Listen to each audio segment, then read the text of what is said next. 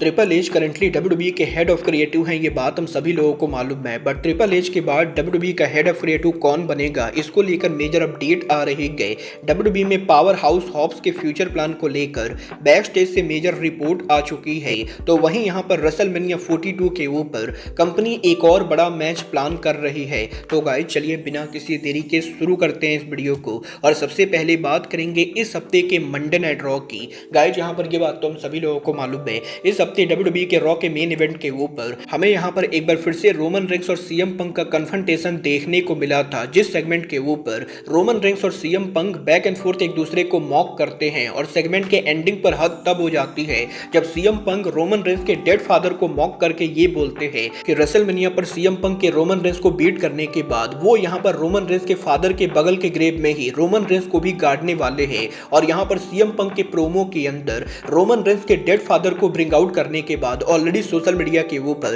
काफी सारे लोग इस चीज को लेकर अपना आउटरीच दिखा रहे गए। और बुली रे सहित काफी सारे रेसलिंग लेजेंड्स का भी क्लेम करना है कि सीएम पंक को शो के ऊपर ये लाइन नहीं बोलनी चाहिए थी। और सीएम पंक ने यहाँ पर स्क्रिप्ट से बाहर आकर शो के ऊपर बहुत ही ज्यादा बोल दिया है। और अब यहाँ पर डब्ल्यूडब्ल्यूई के रॉ के इस कंट्रोवर्शियल सेगमेंट के बाद अब रोमन रेंस के कजिन ब्रदर जीला फातू ने भी इस पूरे सेगमेंट को लेकर रिएक्ट किया है, जहां पर जीला फातू का ये कहना है कि वो यहाँ पर एक टाइम पर सीएम पंक के काफी बड़े फैन थे। बट मंडे नाइट रॉ के ऊपर सीएम पंक ने रोमन रेंस के फादर को लेकर जो भी बोला, उसके बाद अगर यहाँ पर सीएम पंक कहीं भी पब्लिकली जीला फातू को दिख जाते हैं तो जीला फातू सीएम पंक को बीट डाउन करने वाले हैं, क्योंकि यहाँ पर सीएम पंक ने एनआई फैमिली के लेजेंड को डिसरिस्पेक्ट किया है। और जीला फातू ऐसी चीजों को बिल्कुल भी बर्दाश्त नहीं करेंगे। और बेसिकली डब्ल्यूडब्ल्यूई के ऑन स्क्रीन पर ये जो स्टोरी लाइन चल रही है, जीला फातू इसको यहाँ पर काफी सीरियस ले रहे हैं। वो देखना दिलचस्प होगा कि रॉ के ऊपर सीएम पंक के रोमन रेंस के डेड फादर को मॉक करने के बाद अगली बार जब रोमन रेंस और सीएम पंक का कन्फ्रंटेशन होता है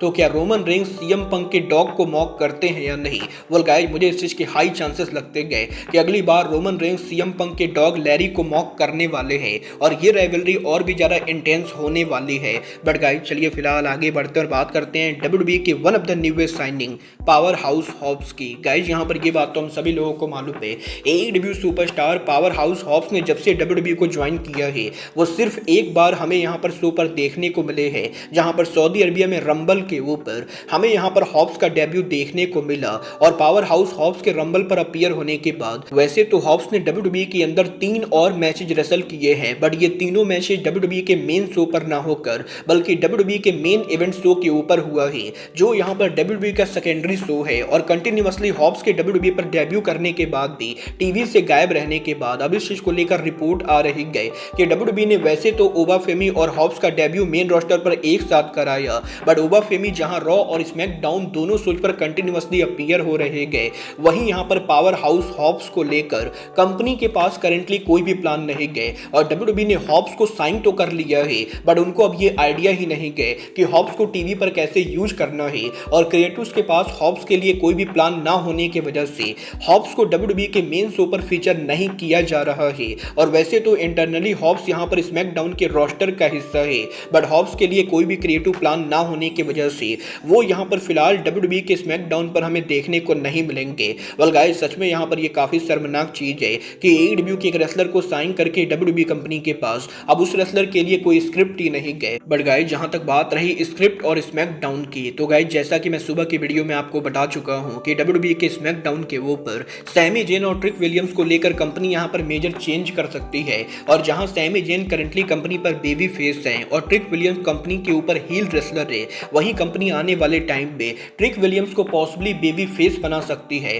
तो वहीं Sami Zayn possibly heel turn कर सकते हैं। और इन दोनों के कैरेक्टर के एक्सचेंज होने के रूमर्स के बाद अब इस चीज को लेकर रिपोर्ट आ रही है कि रेसलमेनिया 42 के ऊपर कंपनी यहां पर पॉसिबली सैमी जेन और ट्रिक विलियम्स का मैच करने वाली है। और डब्ल्यूडब्ल्यूई के करंट प्लान के हिसाब से रेसलमेनिया 42 के ऊपर ट्रिक विलियम्स और सैमी जेन के मैच होने को लेकर डिस्कशन चल रहा है। और इस चीज के हाई चांसेस हैं कि रेसलमेनिया 42 के ऊपर सैमी जेन और ट्रिक विलियम्स हमें यहां पर नाइट 1 या नाइट 2 में से किसी एक शो पर देखने को मिलेंगे। वेल आपको क्या लगता है, ट्रिक विलियम्स का पहला रेसलमेनिया पर सिंगल मैच सैमी जेन के अगेंस्ट होना सही डिसीजन है या नहीं? आप लोग मुझे कमेंट करके बताएंगे। बट गाइस चलिए फिलहाल आगे बढ़ते और बात करते हैं डब्ल्यूडब्ल्यूई के नेक्स्ट क्रिएटिव हेड की। गाइस यहाँ पर ये बात तो हम सभी लोगों को मालूम है, डब्ल्यूडब्ल्यूई के current creative head triple H हैं और विंस मैकमैन के डब्ल्यूडब्ल्यूई को लीव करने के बाद बाद triple H currently WWE company को रन कर रहे हैं। बट यहीं ट्रिपल एच के पॉसिबली फ्यूचर में रिटायर होने के बाद डब्ल्यूडब्ल्यूई के अंदर अगला क्रिएटिव हेड कौन बनेगा,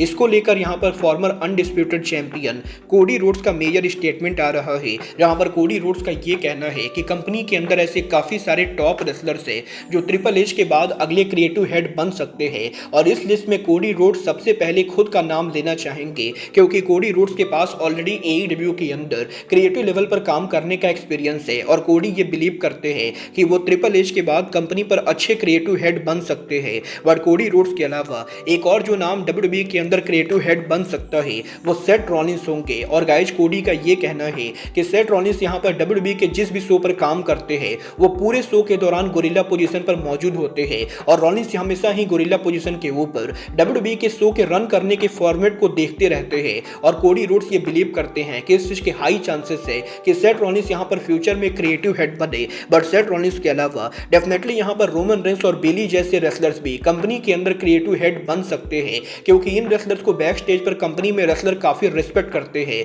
और इन रेसलर्स के पास भी काफी ज्यादा एक्सपीरियंस है। बट इसके अलावा एक और नाम जो डब्ल्यूडब्ल्यूई के अंदर क्रिएटिव हेड बन सकता है वो डब्ल्यूडब्ल्यूई के current world champion CM Punk है और कोडी रोड्स का ये कहना है कि जब बात यहाँ पर स्क्रिप्ट और प्लानिंग की आती है तो सीएम पंक डब्ल्यूडब्ल्यूई के one of the best wrestler है और सीएम पंक के डब्ल्यूडब्ल्यूई पर रिटर्न होने के बाद पंक यहाँ पर ऑलरेडी कंपनी के बैक स्टेज के ऊपर एनएक्सटी के काफी सारे यंग रेसलर्स के साथ काम कर रहे गए और पंक ने एनएक्सटी के अंदर कुछ स्टोरी लाइन को प्रोड्यूस करने में मदद भी की है और कोडी रोड्स ये बिलीव करते हैं कि सीएम पंक के डब्ल्यूडब्ल्यूई पर क्रिएटिव हेड बनने के काफी ज्यादा चांसेस है क्योंकि स्टोरी लाइन प्रोड्यूस करने के मामले में सीएम पंक का माइंड यहाँ पर काफी बढ़िया काम करता है और कुछ इस तरीके से Cody Rhodes, Seth Rollins, Roman Reigns, CM Punk के साथ साथ खुद को यहाँ पर फ्यूचर क्रिएटिव हेड के पोजीशन पर देख रहे हैं। वाला आपको क्या लगता है CM Punk, Cody Rhodes, Roman Reigns, Seth Rollins में से किसे यहाँ पर अगला क्रिएटिव हेड बनना चाहिए? आप लोग मुझे कमेंट करके बताएंगे। बट गाइज अब आज के इस वीडियो में बस इतना ही। मैं मिलता हूँ आपसे अपने अगले वीडियो में।